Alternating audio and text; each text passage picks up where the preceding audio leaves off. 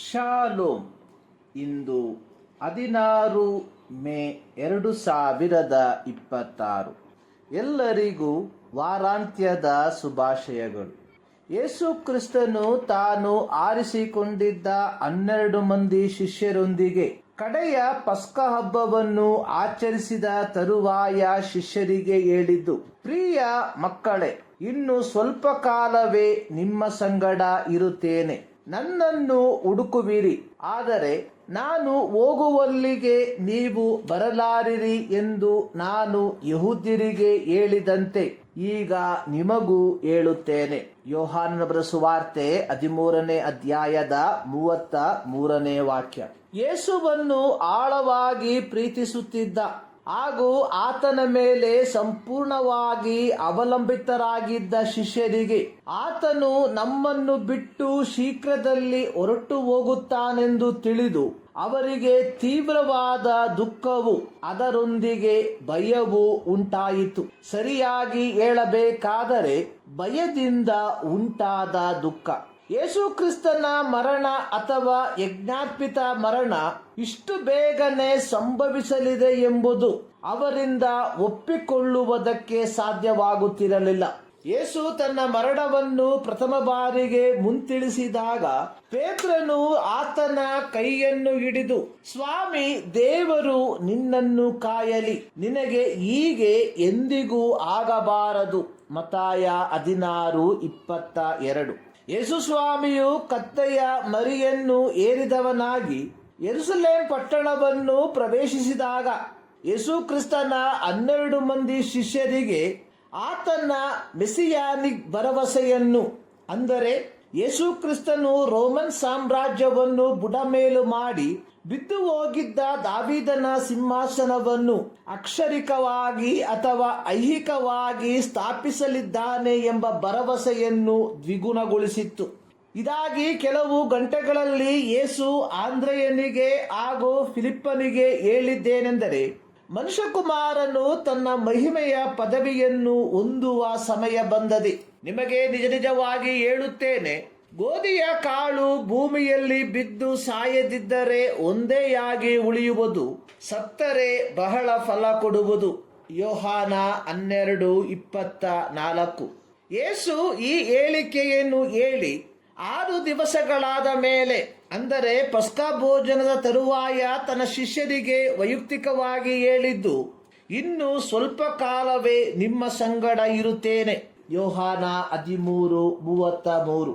ಯೇಸುವಿನ ಈ ಹೇಳಿಕೆಗಳು ಶಿಷ್ಯವೃಂದದವರಿಗೆ ಅರಗಿಸಿಕೊಳ್ಳುವುದಕ್ಕೆ ಸಾಧ್ಯವಾಗದೆ ಅವರೆಲ್ಲರೂ ನಿರಾಶೆಯ, ಹತಾಶೆಯ ಒಂದು ಪ್ರಕ್ಷುಬ್ಧ ಮನಸ್ಥಿತಿಗೆ ಅವರನ್ನು ಕೊಂಡೊಯ್ಯುವಂತದಾಗಿತ್ತು.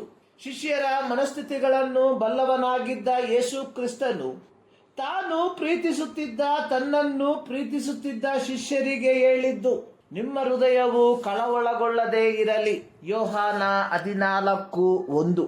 ಯೇಸುವಿಗೆ ತನ್ನ ಶಿಷ್ಯರ ಪ್ರಸ್ತುತ ಮನಸ್ಥಿತಿಯ ಅರಿವು ಚೆನ್ನಾಗಿ ತಿಳಿದಿತ್ತು. ಅವರ ಅಂತರಂಗದಲ್ಲಿ ಉಂಟಾದ ಗೊಂದಲದ ತೀವ್ರತೆ ಎಷ್ಟೆಂಬುದು ಚೆನ್ನಾಗಿ ತಿಳಿದವನಾಗಿದ್ದನು. ಆದುದರಿಂದಲೇ ಯೇಸು ಮುಂದುವರೆಸಿ ಹೇಳಿದ್ದು, ದೇವರನ್ನು ನಂಬಿರಿ, ನನ್ನನ್ನು ನಂಬಿರಿ. ಸಂಕ್ಷಿಪ್ತವಾಗಿ ಹೇಳುವುದಾದರೆ ಯೇಸು ಹೇಳಿದ್ದು, ನಿಮ್ಮ ಭರವಸೆ ಸಂಪೂರ್ಣವಾಗಿ ನನ್ನ ಮೇಲೆ ಹಾಕಿರಿ. ಅರಸನಾದ ಸೌಲನಿಗೆ ಭಯಪಟ್ಟು ಪ್ರಾಣ ರಕ್ಷಣೆಗಾಗಿ ಓಡಿ ಹೋಗುತ್ತಿದ್ದ ದಾವೀದನು ಗತ್ತೂರಿನಲ್ಲಿ ಫಿಲಿಷ್ಟಿಯರ ಕೈಗೆ ಸಿಕ್ಕಿ ಹಾಕಿಕೊಂಡಾಗ ರಚಿಸಿದ ಕೀರ್ತನೆಯಲ್ಲಿ 56ನೇ ಕೀರ್ತನೆಯು ಒಂದಾಗಿದೆ. ಅದರ 3ನೇ ವಾಕ್ಯದಲ್ಲಿ ದಾವೀದನು ಪ್ರಾರ್ಥಿಸಿದ ಒಂದು ಪ್ರಾರ್ಥನಾ ಸಾಲು, ನನಗೆ ಹೆದರಿಕೆಯುಂಟಾದಾಗ ನಿನ್ನನ್ನೇ ಆಶ್ರಯಿಸಿಕೊಳ್ಳುವೆನು. ಶಿಷ್ಯರು ಯೇಸುವಿನ ಅನುಪಸ್ಥಿತಿಯ ವಾರ್ತೆಯನ್ನು ಕೇಳಿಸಿಕೊಂಡಾಗ ಭಯಭೀತರಾಗಿರಲಾಗಿ ಯೇಸು ಅವರಿಗೆ ಹೇಳಿದ್ದು, ನೀವು ನನ್ನನ್ನು ಪ್ರೀತಿಸುವುದಾದರೆ ನನ್ನ ಆಜ್ಞೆಗಳನ್ನು ಕೈಕೊಂಡು ನಡೆಯುವಿರಿ. ಆಗ ನಾನು ತಂದೆಯನ್ನು ಕೇಳಿಕೊಳ್ಳುವೆನು, ಆತನು ನಿಮಗೊಬ್ಬ ಸಹಾಯಕನನ್ನು ಸದಾಕಾಲ ನಿಮ್ಮ ಸಂಗಡ ಇರುವುದಕ್ಕೆ ಕೊಡುವನು. ಆ ಸಹಾಯಕನು ಯಾರೆಂದರೆ ಸತ್ಯದ ಆತ್ಮನೇ. ಯೋಹಾನನು ಬರೆದ ಸುವಾರ್ತೆ 14ನೇ ಅಧ್ಯಾಯದ 15-16 ವಾಕ್ಯ. ಯೇಸುವನ್ನು ಆಳವಾಗಿ ಪ್ರೀತಿಸುತ್ತಿದ್ದ ಶಿಷ್ಯ ವೃಂದದವರಿಗೆ ಹೇಳಿದ್ದು, ನೀವು ನನ್ನನ್ನು ಪ್ರೀತಿಸುವುದಾದರೆ ನನ್ನ ಆಜ್ಞೆಗಳನ್ನು ಕೈಕೊಂಡು ನಡೆಯುವಿರಿ. ದೇವರ ಆಜ್ಞೆಗಳನ್ನು ಪಾಲಿಸುವವರಿಗೆ ದೇವರು ಮಾಡಿದ ವಾಗ್ದಾನಗಳು ಲಭಿಸುವಂತದಾಗಿದೆ. ಲೂಕನ ಬರೆದ ಸುವಾರ್ತೆ 6ನೇ ಅಧ್ಯಾಯದ 46ನೇ ವಾಕ್ಯದಲ್ಲಿ ಯೇಸು ಹೇಳಿರುವಂತದ್ದು, ನನ್ನನ್ನು ಸ್ವಾಮಿ ಸ್ವಾಮಿ ಅಂತ ಕರೆದು ನಾನು ಹೇಳುವುದನ್ನು ನಡೆಸದೆ ಇರುವುದೇಕೆ? ಇಂಥವರ ಕುರಿತಾಗಿ ಯೇಸು ಹೇಳಿರುವಂತದ್ದು, ನನ್ನ ಮಾತುಗಳನ್ನು ಕೇಳಿ ಅವುಗಳಂತೆ ನಡೆಯದಿರುವವನು ಅಸ್ತಿವಾರವಿಲ್ಲದ ನೆಲದ ಮೇಲೆ ಮನೆ ಕಟ್ಟಿದವನಿಗೆ ಸಮಾನನು.